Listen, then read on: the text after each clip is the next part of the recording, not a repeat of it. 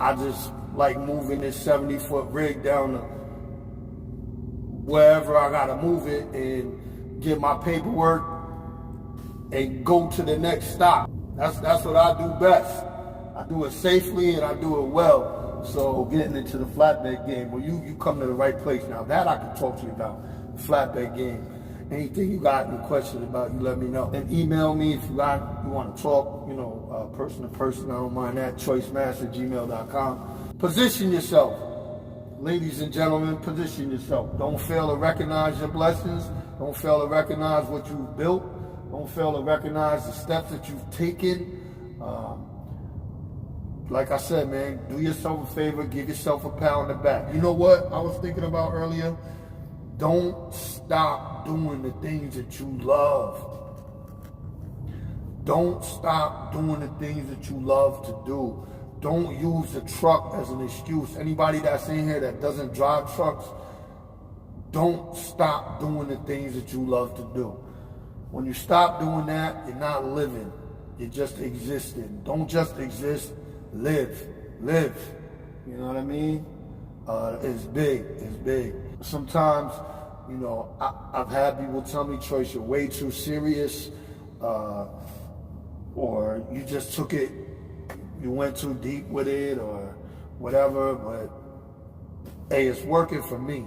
It's working for me. If I can talk to people in the world and just give them some type of hope, I'm on it, man. If there's a purpose, it's that. And I did the live feed. The live feed, you can go back if anybody wants to catch it. It's called Thick Mud. Go back and watch that live feed when you get some time, when you're driving down the road and you can listen to it. It's called Thick Mud. And Stop the Clock, Thick Mud. And it was a testimony to how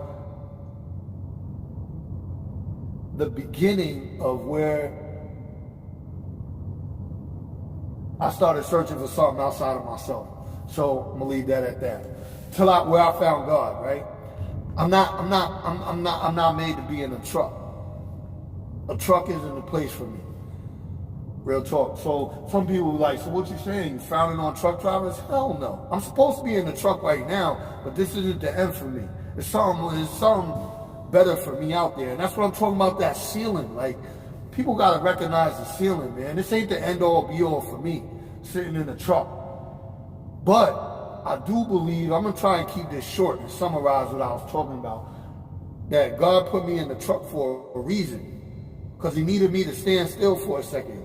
He needed to put me in a space. It was either in the truck or it was in a prison. But he needed to put me somewhere where he could have a private conversation with me. Because he was tired of tapping me on the shoulder and me not listening. So he put me in the truck to stand still for a second.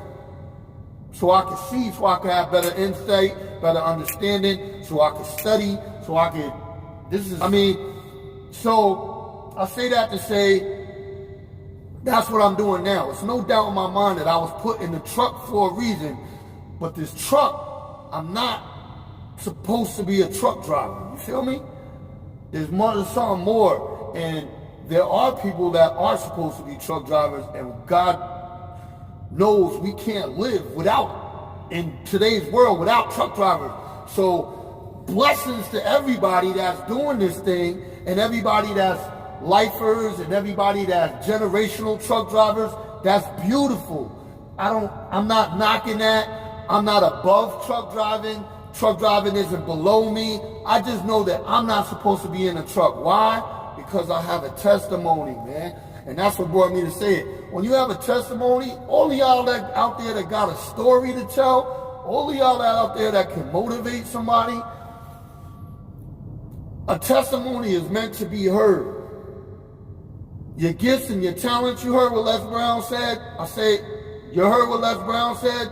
He said, live full, die empty.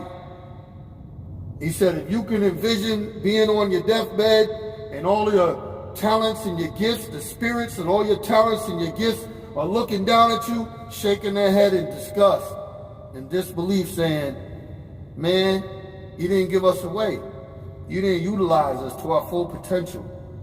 You didn't give what you were given. You didn't give the gifts away. Like, I know I'm a visual person, and I can visualize that, and God,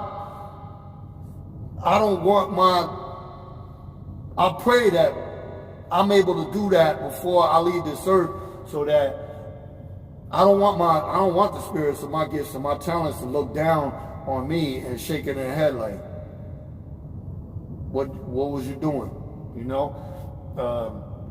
My man has said it, and it's been said, the richest place in the world is a cemetery, because people are going to the grave with their talents and their gifts. And that's what really makes you rich. The money is the money, but what really makes you rich is who you are, your talents and your gifts. And I ain't really trying to get on no preaching, but that's what it is. Yeah, man, I met Ward Jones in Australia. That was the most amazing. Like, I mean, that's what I'm saying. Things like that, man. I've seen Warwick.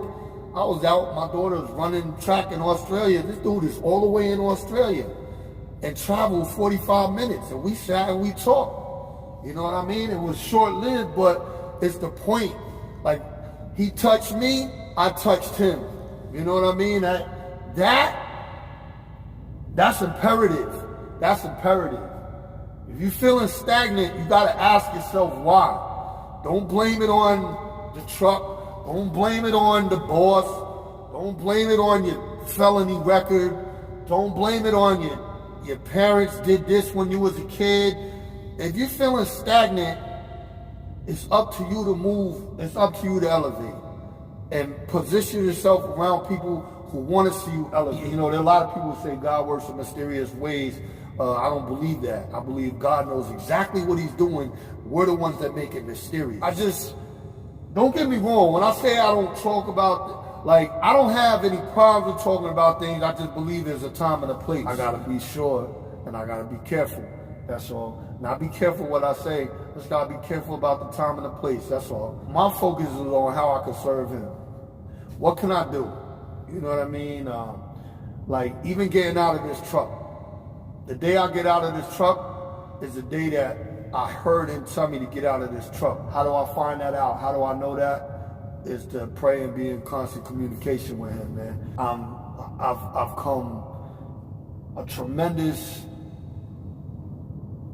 length in my journey in the last 6 months than I have since 2003 when I first gave it up and surrendered. Stop the clock. Hopefully, you know, I wrote a essay in like school, in like junior high school. They said, what is your dream? And my dream was to touch 1 million minds. That was what my essay was about. Believe it or not. It was to touch 1 million minds. How I'm gonna do it, I don't know. That's one thing about me. I'm a soul searcher. I've been a soul searcher since I was young. I was one of them young kids that was paying attention to things that young kids shouldn't even be paying attention to. Tapping into emotions and feelings that young kids shouldn't even feel and have. Conflicted, always questioning the self, and not in a malicious way, questioning the self in a way that I get to know myself, not a questioning like low self-esteem questioning like getting to know who I am. So that's one thing I know. You know, my man said to me the other day, he was like, dude, you got like multiple personalities. I said, you're right. You know, it ain't a schizophrenic nothing, but you got choice, you got choice mass, you got mind and spirit, you got Frederick, you got Bumper, you got Light. It's a ton of different people that I deal with on a daily basis inside of myself. Yeah. But it's real. And none of them are reckless. All of them are pretty calculated, and but they butt heads. But I'm good with that. Some people work just to survive, but up here in this cab, and it's only time I'm alive by Ronnie Mislap, Prisoner of the Highway. Testimonies are to help others. Your tragedies are someone else's life preserver. H, man, don't hurt him, H. That's right. Hey, you know what? one of my mans, I told him, I tell him, there's other people I told too, but one of my mans is incredibly powerful, right? And I told him a while ago, like,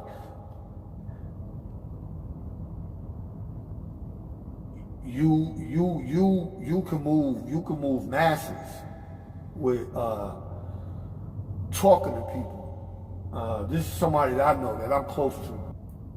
There's a lot of motivational speakers that have no story at all. There's a lot of motivational speakers that just know how to motivate. And let me give you a real extreme example of that shit. It's motivational speakers that can motivate 5,000, 10,000, thousands of people, go home and beat their wives, molest their children, get on that drink, wake up tomorrow, go sit in a chair and be a psychotherapist and help somebody else's life. You understand what I'm saying? So yeah, they're motivating people, but what they got inside of them it's a lot of motivational speakers that don't have a story. They just know how to motivate. It's a lot of people that have a story to tell that it has nothing to do with motivating people. Just the story alone will motivate people.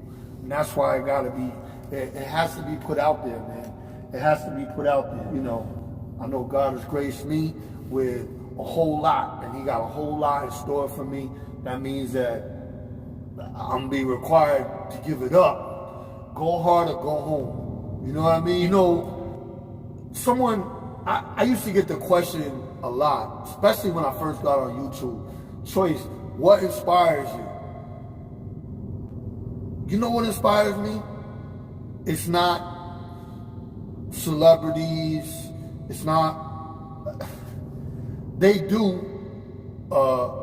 It's not because, I mean, Denzel did a speech that was amazingly inspiring. So that's what I mean. What I mean is, I'm not starstruck. I'm not. What inspires me is regular people, man. Regular people. What inspires me is to know how the mind works. I have this longing, like, curiosity, an affectionate curiosity to understand what moves people, including myself. And with that, I'm inspired. I'm inspired by a dog, somebody walking a dog on a leash. I'm inspired by normal conversation, because those who know me know I'll take a normal conversation, and you can say something to me and not even know that you said it, and I done spun a whole notebook of thoughts on something that you said that just threw me into a whole different realm of thinking, and that inspires me. Regular shit inspires me. Driving the truck inspires me. Watching other YouTubers inspires me. Motivational speaking inspires me. I did a live feed a long time ago, my man 1034, that's when we connected, that said, don't be scared to be inspired. Like, especially coming from, I don't know where everybody comes from, but the background I come from, a lot of people see it as, oh, you're soft, or you get weak, or you know what I'm saying? Like, don't be scared to be inspired, man. Be inspired. Know how to be inspired. Allow yourself to be inspired. Don't wear that chest plate like you're impenetrable. You're not gonna change for anybody. Like, come on, quit it.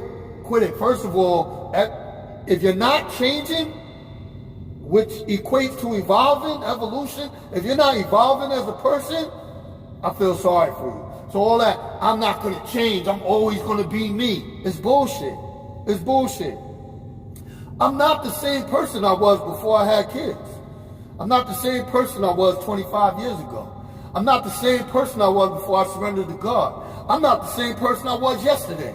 Yesterday was yesterday and today is today. I know a lot more today than I did yesterday.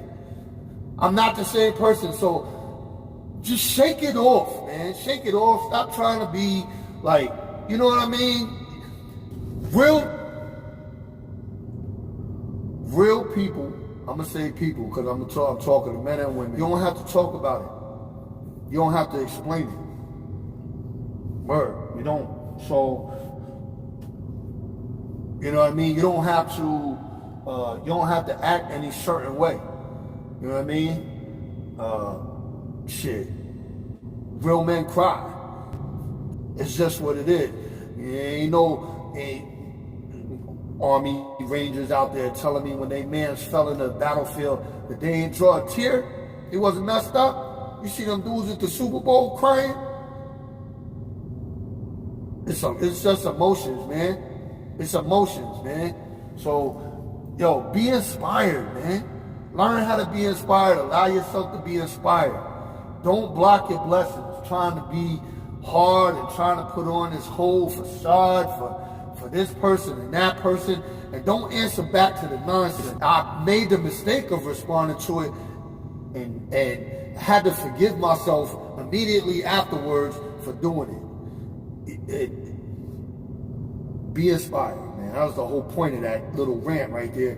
Be inspired, allow yourself to be inspired. Don't block your blessings. Hell, I'm just Choicemas. I'm just Choicemas. Whatever I can do with it. If it rubs off on anybody, that's a beautiful thing, man. It's a beautiful thing. It takes a village.